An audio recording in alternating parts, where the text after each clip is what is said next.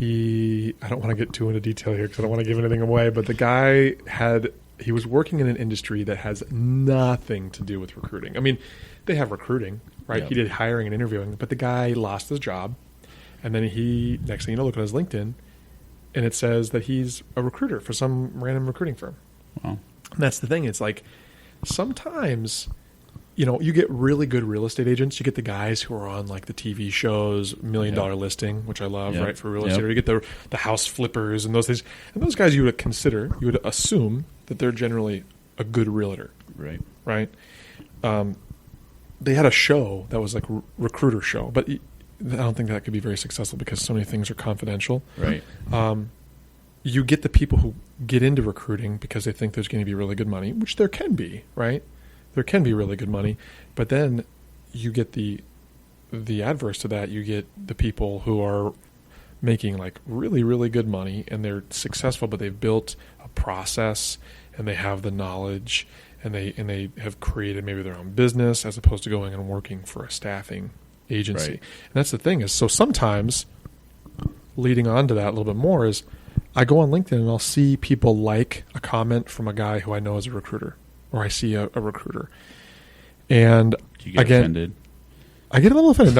No, what I see is he doesn't know recruiting like I know recruiting. Yeah. Well, the thing is that once you know something, you know something. Yeah. You know what I mean? It's like using a fork and knife. Right. When you see somebody using a fork and knife and they look like they're a caveman, as opposed to somebody who actually looks like they know what they're doing, right?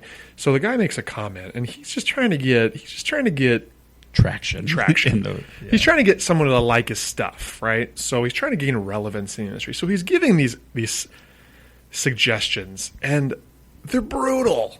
Can I guess what you did next? What did I do? Did you comment on it? I wanted to. Okay. The internet troll in me wanted to just tell this guy, you know what? It's the video gamer in me. I like to play video games, and then if you play video games, you know that people can be very impolite at times. There's that, there's that. You just want to pwn somebody. So I just passed. I just passed because I got to maintain face. But there's bad recruiters out there. Right? There's a really bad ones, and they think they're really good, and no one checks them because no one wants to be that guy. Yeah, and I've thought a lot about this because I think, even as we're talking about doing this, what makes us qualified or good? We think we're good, right? But what makes us good? Now, can you go back and look at number of people placed, number of amount of money we build with clients? Yeah, you could look at all that stuff, and that might help substantiate some of what I think. But really, I think it comes down to a genuine desire to help people succeed, and knowing just doing it long enough to see, because this is a very fluid industry. And what I mean by that is there's a lot of turnover. There's a lot of people that come in this industry. There's a lot of people that go out. There's very few that you find have 7, 10, 20 years of consistency. And I think that says something. And you let your body of work show, speak for you as well. But for me, it comes down to there's probably I can name all the people on one hand that I really, really trust in this industry, where I would go for advice and I would say, hey, I don't know this. What do you think? And it really comes down to 5 people, and that's not even a joke. Dino's one of those people, and we spitball. We talk about ideas. I don't really mean it, but I have to say it. He's on the. But I don't think that we're experts. I think that we are seasoned, and we've been doing it. We've seen sometimes, like the old wily veteran in sports. Are they always the best? No, they've just seen it. They've been through it. They've lived it. They've gone through the playoffs. They can bring something that a new person may not see or doesn't understand. And I think that's a big part of it, because you see so many different variables in this industry. It's just not being surprised. Whatever. Would it be arrogant or far-fetched to say that you would consider yourself the Cal Ripken Jr.? I've taken many days off, so I don't know if I could say that I have his consistency. Yeah, that's right. You have, but that's the thing is, I think I don't know. The older I get, the more I'm able to self-identify my strengths and my weaknesses. I know. I'm at this point in my life, I am not an athlete, right? I am not an athlete. And guess what else I don't have? A full head of hair. You know what? Those are things that I can self-acknowledge. But I can tell you also what I consider that I can say, you know, I am good at something, right? So, but then unfortunately there are people out there who maybe they think they're good, right? It's like a person who takes selfies and shouldn't. Yeah. Well, there's people that think they're good because no matter what, they think they're just, you know, top notch at everything. And I think there's people, and I'm encountering a lot of that now.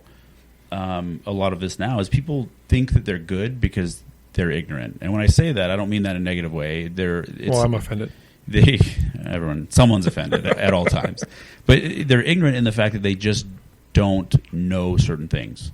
And their lack of understanding makes them think that they may know something better than they do just because they haven't experienced it. And so when I say ignorance, I don't mean it's just their lack of going through something or their lack of time doing it. You know, if you've been doing this for 3 months, are you an expert? Absolutely not. Can you be good? Yes.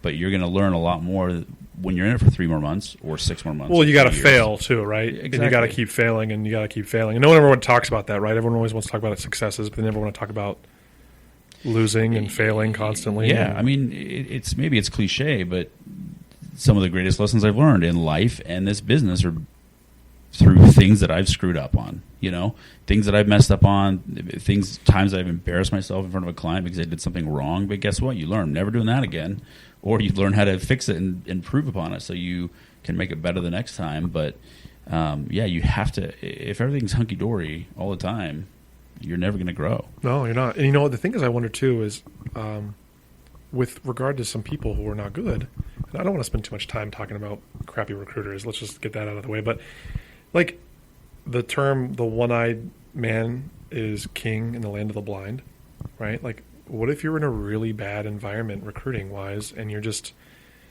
not around people who are going to develop you and grow you, and maybe you're like the best of that. Yeah. And then that's why you think you're the greatest, right? But then maybe you kind of start to psych yourself out, right? You start telling yourself that you're great because you're going around calling companies, and you're not going to call a company to sell them staffing services and say, well, you know, I doubt myself. I'm kind of not good all the time. Right. And sometimes I have personal doubt that I'm even qualified for this job.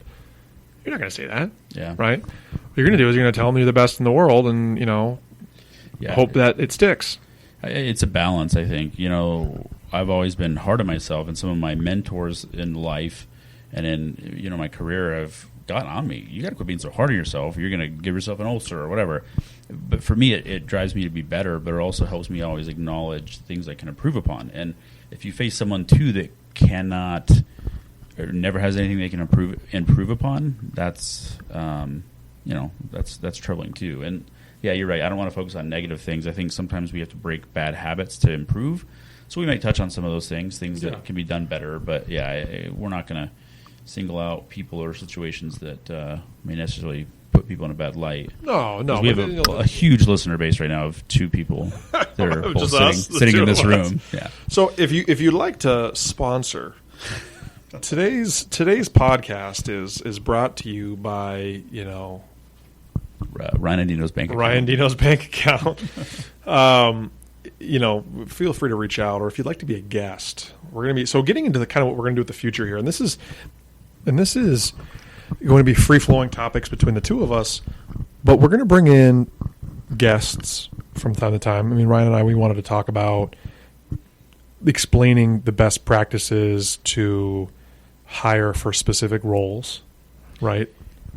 Yeah, and I think there's a lot of just things that we have talked about, whether it's specific topics or ideas or strategies to help someone in our industry who's doing what we're doing, or helping someone like a candidate that we're trying to place at a, you know, company, helping them succeed, but also just getting insight. I mean, there's a lot of different avenues, but then getting insight from people who, let's say, a CIO of a company, what they see from a candidate's perspective, or what they see when they're dealing with recruiters like us, getting different insights, because we don't have a monopoly on good ideas. So yeah, bringing in various guests, but then also revolving around various topics that can help people in this business be successful in all facets. Yeah, we've got a whole list, which is really cool.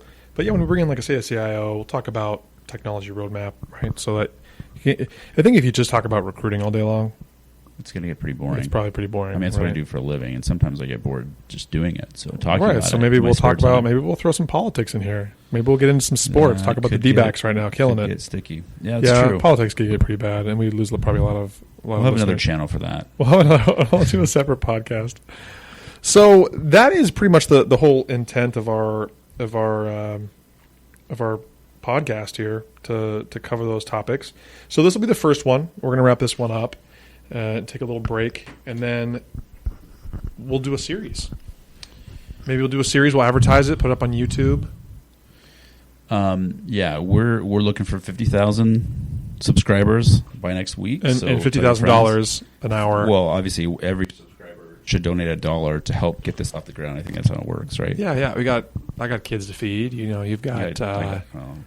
You got. I got responsibilities. You got responsibility. I was going to say it, but that's true. That is true. You do. So we're editing that out. So let's do that. So anyway, thanks for listening. And this is Dino and Ryan signing off. Talk to you soon.